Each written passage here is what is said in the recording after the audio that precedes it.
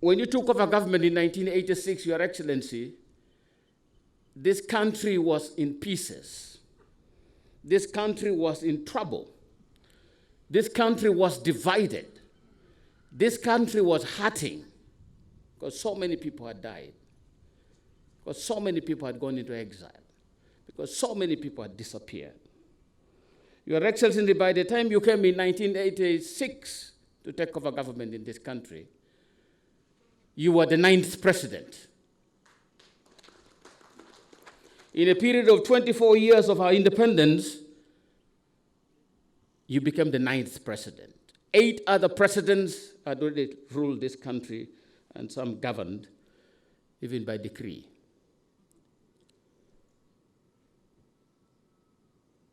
Your Excellency, by the time you took over government, we had had 7 military coups in this country. So many people went into exile. So many people died. This country was not a country anybody can be proud of.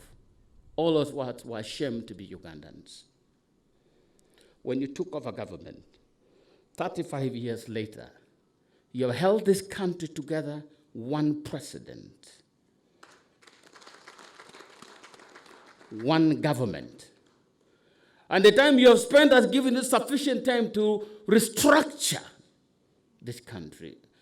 And when you came and you knew what you were going to say. In 1986, after taking oath, immediately you said, Ugandans, this is not a mere change of guard. This is a fundamental change. You promised the people of this country a fundamental change, and you kept that promise. You transform our security issues, you transform our stability issues, our economy, our infrastructure, our everything, health, education, water supply, and everything. You transformed it. You stuck by your word. Your Excellency, you kept your promise. I keep calling you a promise keeper. It's biblical.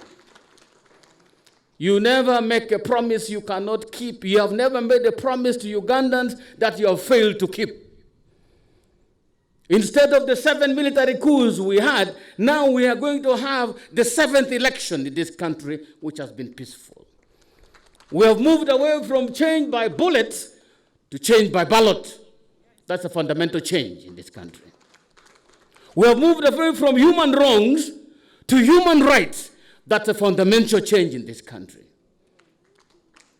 Mr. President, when I first went to Kampala, everybody was walking to work in Kampala because there was no system of transportation. 2 years, 3 years ago, walking to work became a method of demonstration in this country. That they had to use tear gas to stop people from walking to work, which was a normal thing in the past. Mr. President, you have done this country proud. And from 1996, when you changed this country into a multi-party system, you have been consistent in your mission. I'd like to remind this country, Your Excellency,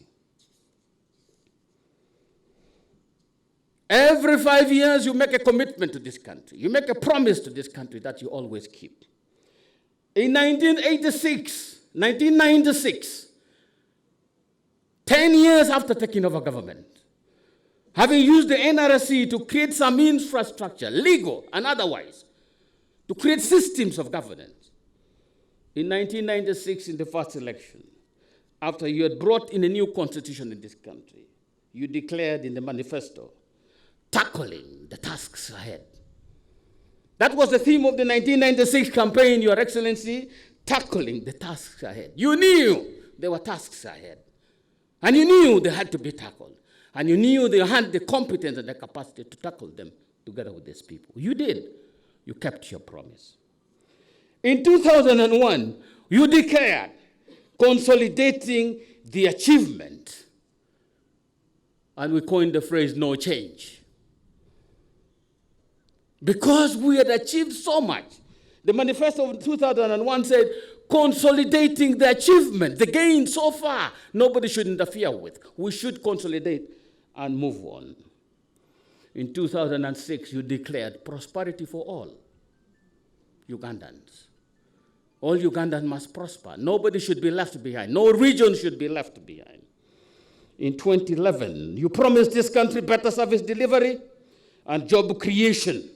And when there were gaps, Your Excellency, I think it was Heroes Day of the year 2014, you declared, made a presidential declaration, Operation Wealth Creation, to plug in the gaps that you had seen were not helping people. 9th of June 2014, you made a presidential directive on Operation Wealth Creation. It has done well, Your Excellency. In some places, it has transformed people's lives. 2016, you said taking Uganda to modernity through job creation and inclusive development. Steady progress. We live by it. That is the manifesto we are implementing now. And you are committed to it, and we are all committed. You have inspired all these leaders to remain committed to this.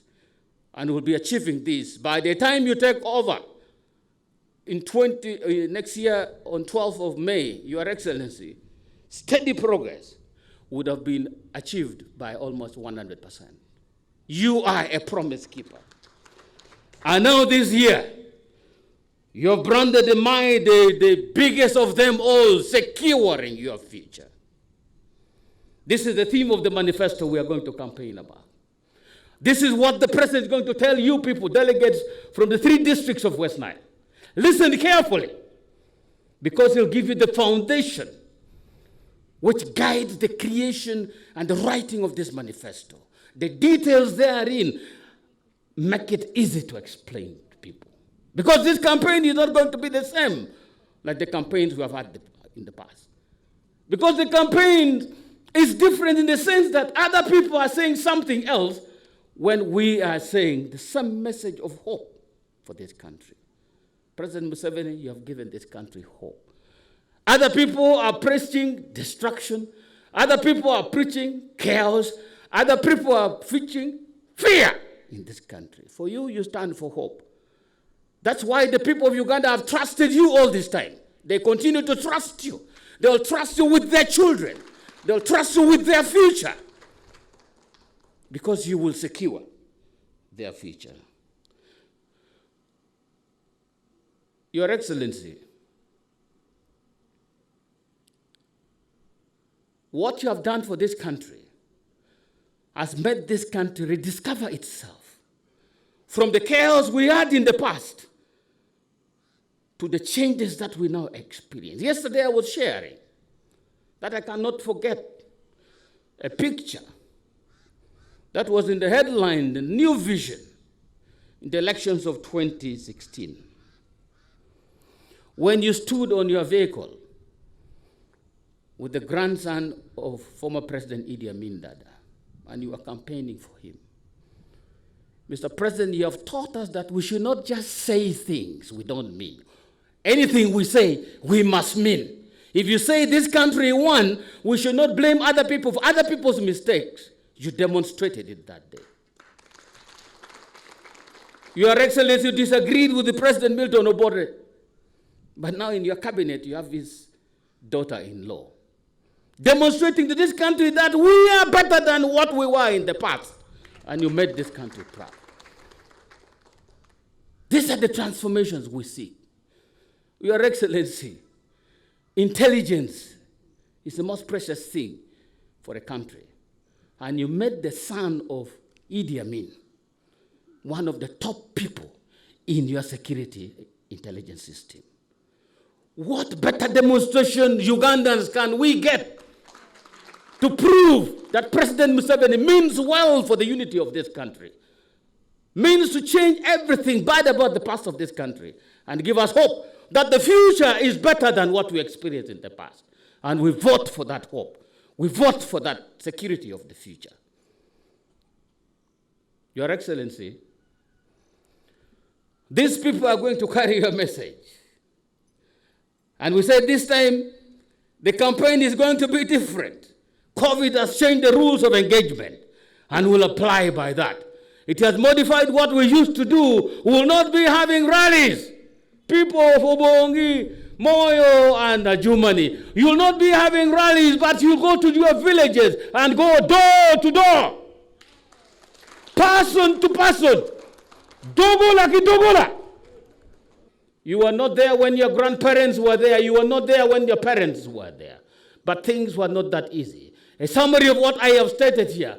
We do not want our next 5 years to be like our first 24 years of independence. We want our next 5 years to build on the foundations of what President Museveni has been able to achieve this far with your support. Go out there and mobilize for President Museveni. Are we agreed? Are we agreed? The young people, youth, are we agreed? Are we agreed? Put your hands together. I want you to stand up and receive President Museveni as he speaks to you. Please stand up. Clap and receive President Museveni.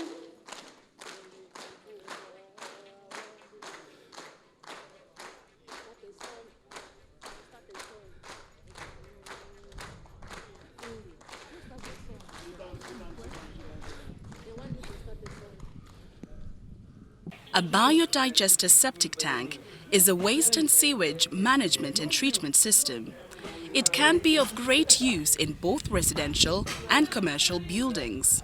It is a one-time waste control and management solution which provides eco-friendly disposal of human waste. How then is biodigester a revolution in sanitation? In conventional toilets, only 30% of human waste is degraded and the other 70% remains in the septic tank.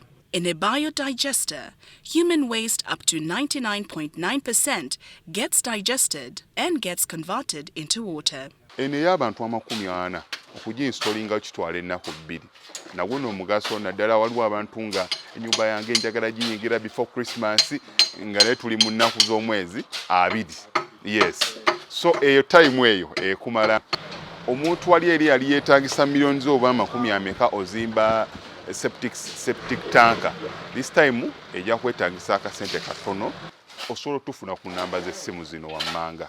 07017 66992 n'endala ey'emuteni eri 0789 224230.